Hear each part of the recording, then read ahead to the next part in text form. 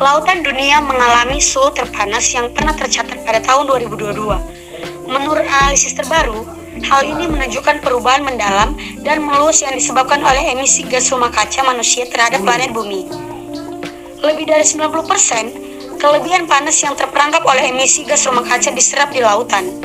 Catatan mengenai suhu lautan dimulai pada tahun 1958, menunjukkan kenaikan suhu laut yang tak terhindarkan.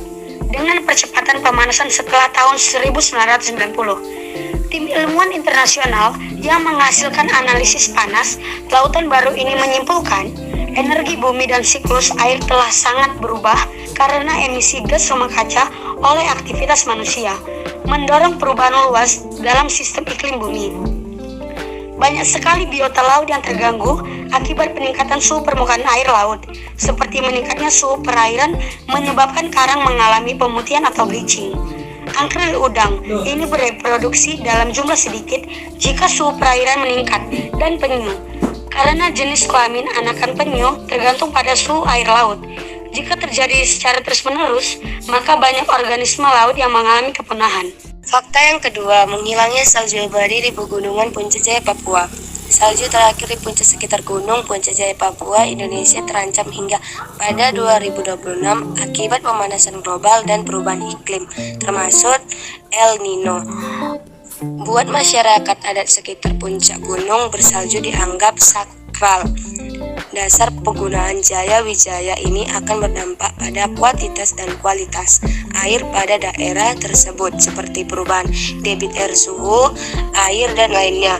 Perubahan kuantitas dan kualitas air tersebut dapat mengganggu ekosistem air tawar, dan sebagai bahwa pemanasan global harus segera diatasi. Fakta ketiga, mencairnya es di kutub.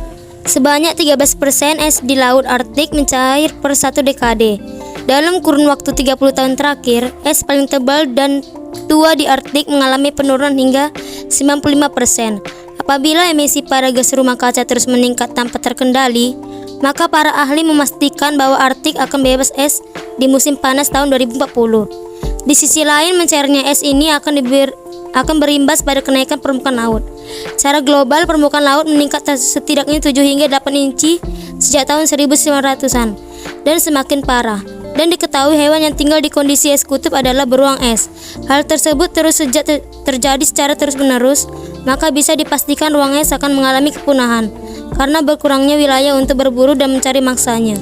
Keempat, yaitu kenaikan permukaan air laut.